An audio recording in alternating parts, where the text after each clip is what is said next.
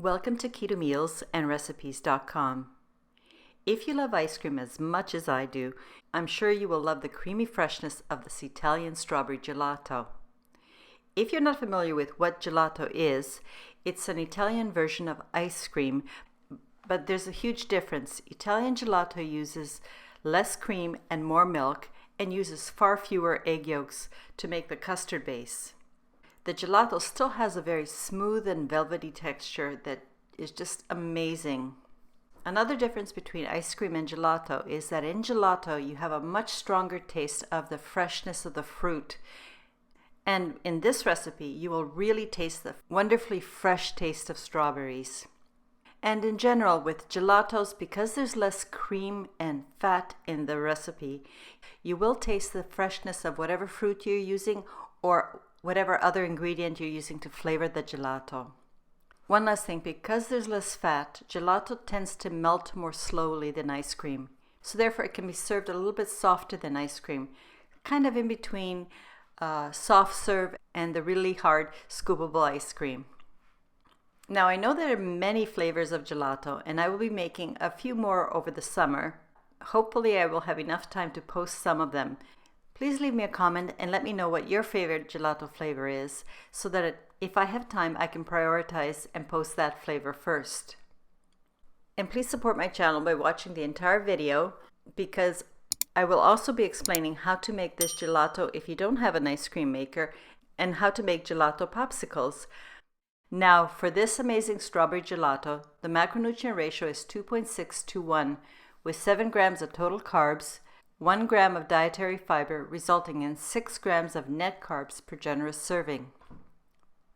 This gelato, aka Italian ice cream, is based on a Northern Italian style gelato and not on a Napolitan style gelato. I will be using the Napolitan version in my next video, so please come back when I post that one.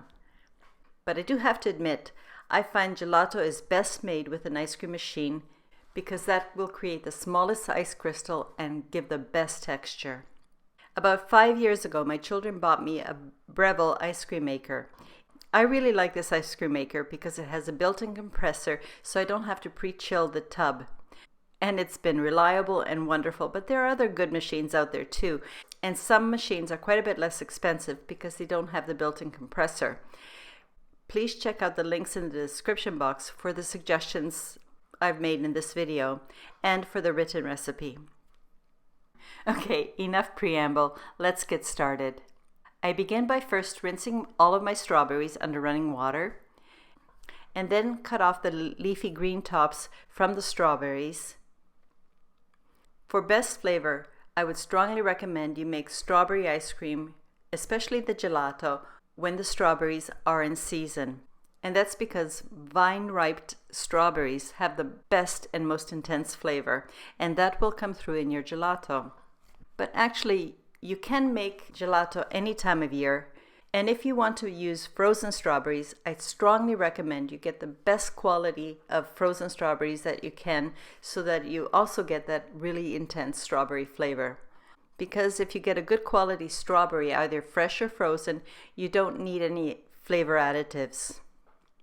Now that I've cut the stems off all of my strawberries, it's time to transfer the strawberries into my high-speed food processor. Press the puree button and puree for 1 to 2 minutes.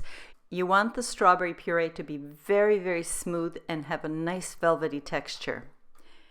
Having done that, transfer the puree to a bowl or large measuring cup and cover with cling wrap and place into the refrigerator so that the puree can chill until the custard is ready. The next step is to make the custard. Begin by separating the egg whites and the yolks. You won't be using the egg whites, so set them aside. You can use them for some future recipe. And by the way, egg whites can be frozen. Having separated the eggs, get a saucepan, pour in the milk and the heavy cream and the powdered sweetener, and just stir to combine. Place the saucepan over medium heat and bring the milk mixture to a light simmer. When the liquid is simmering, reduce the heat to medium-low and cook for about 8 to 10 minutes, stirring frequently. Cooking this long and stirring will help to dissolve the sweetener so that it integrates into the liquid, which is why you're cooking it. After the milk mixture has been heated, in a slow steady stream, pour into the bowl with your yolks. If you're new to this process, this is called tempering the eggs. And as you're pouring, it's really important that you whisk slowly and continuously. A really neat technique that I've been using, which ensures that I don't scorch my eggs, is to actually drizzle the hot liquid down the sides of the inside of the bowl. By using this technique, I have never ruined my custard or curdled my eggs. Now that my egg yolks and milk are tempered, it's time to pour the custard base back into the saucepan. We're going to cook the custard a second time over medium-low heat, and while the custard is cooking, whisk frequently. One of the things that I like to recommend for accuracy and many of my recipes is to get an instant read thermometer, because that way there's no guessing. What you want is for your custard base to achieve about 175 to 176 or 80 degrees Celsius, at which time remove the pot from the heat immediately. You can leave this pot on the counter to cool to room temperature and then put it in the refrigerator, but I think that takes too long, so I like to cool my gelato custard by placing the pot into a nice water bath. For this water bath, what I use is a large salad bowl or a big roasting pot or whatever I have handy. Place a lot of ice into the bowl and then position my saucepan in the middle, surrounded by the ice. Pour in the water so that it comes to about the level of the custard. This ice water bath method will chill the custard much faster than letting it cool naturally and then refrigerating. But because I can't wait, I'm doing it this way. So when you notice that your custard is cool to the touch, it's time to pour the chilled strawberry puree and a sprinkle of salt into the bowl with the custard and then stir well. For ease of pouring, I like to transfer this strawberry custard into a large measuring cup. Pour this strawberry custard into my chilled ice cream maker machine tub. If your machine is like mine, you'll have several settings. Don't go all the way to the max, go to the gelato setting. At this point, you might also notice that the gelato custard is quite runny. That's okay, don't worry about that. That's exactly what it's supposed to be like, because as I mentioned, it has more milk and less cream. And then just let the machine do its thing. And while we're waiting, I will explain how to make a no machine method that still gets you a velvety creamy gelato. When your gelato is done, you will notice that when you're scooping it, the consistency of the gelato is the same as soft serve. You can eat it like this and enjoy it. It's perfectly wonderful. However, if you want to firm it up just a little bit so that it's the perfect gelato consistency, transfer the gelato to a freezer-safe container with an airtight lid and put it in the freezer for a few hours.